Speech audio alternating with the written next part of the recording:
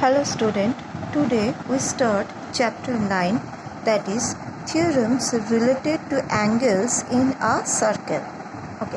Now some important topics, that are concept of angle at the center and angle in a segment. Okay. Now first one is the central angle. Now what is central angle? Say this is a circle and O is its center. Okay. And A and B are the 2 points on the circumference of the circle. Okay. Now central angle is an angle whose vertex is the center O, that means this one, of a circle, and whose legs and arms, so legs means OA and OB are the 2 legs or sides, are ready, means these are also the radius. Okay, intersecting the circle in 2 distinct points, means OA and OB. Here A and B are the 2 distinct points. So this is called, in this situation, the angle which are created in the vertex O point, this is called the central angle.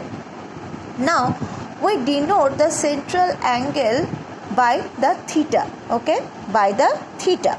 Okay. Now obviously, where theta is obviously greater than 0 and less than 360 degree. Now the 360 degree is also written as 2 into 180 degree. That means 180 degree is written as pi. That means 2 pi. So we can also write this like theta is greater than equal to 0 degree and less than equal to 2 pi. Okay. So this is called the central angle. Now when we draw a central angle, we have to specify whether the angle is convex angle. Convex angle means the angle must less than 180 degree, and the reflex angle. Now reflex angle means the angle is greater than 180 degree. Okay. Now the next thing is the segment. Now what is segment? A chord of a circle divides the circle into 2 regions, known as segment of the circle. Okay. See, this is a circle. Okay. Now here O is the center. Okay. Now AB is a chord. Okay. AB is a chord. Now this chord divides this circle into 2 regions. Okay. One is this region and the another is the bigger region. Okay. Now the smaller region is known as the minor region and the bigger region is known as the major region. Okay. So the minor region or the minor segment is the region bounded by the chord and minor arc. Now what is the minor arc? That is ADB. This is the minor arc and this is the symbol of arc. Okay, is the minor segment. Okay, and the major segment is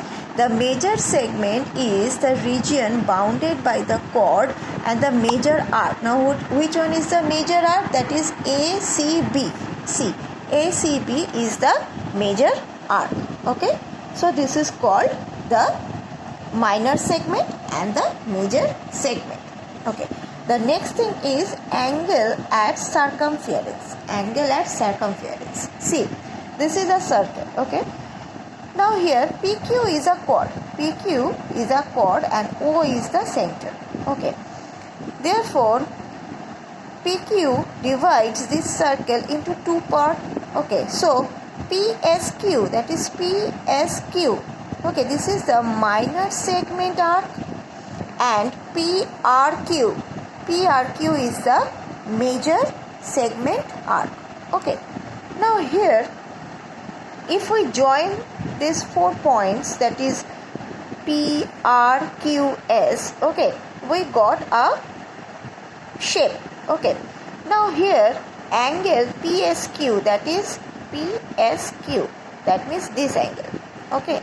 This angle. Okay.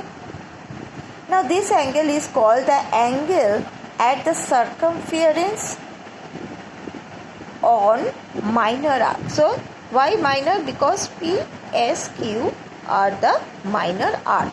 Okay, and angle PRQ, that is this one, angle PRQ, okay, is the angle at a circumference on major arc.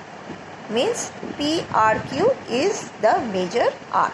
Okay, so this is the angle at circumference. Okay, the next topic is angle in a semicircle. Angle in a semicircle. Now see, this is a circle and AB is the diameter. Now the diameter is we know that the diameter is the longest chord of a circle. Diameter is the longest chord of a circle. So AB and O is the center. Okay, so AB divides the circle into two equal parts. Now each equal part is known as the semicircle. Each equal part is known as the semicircle. Okay, now here AB is the diameter of a circle with center O.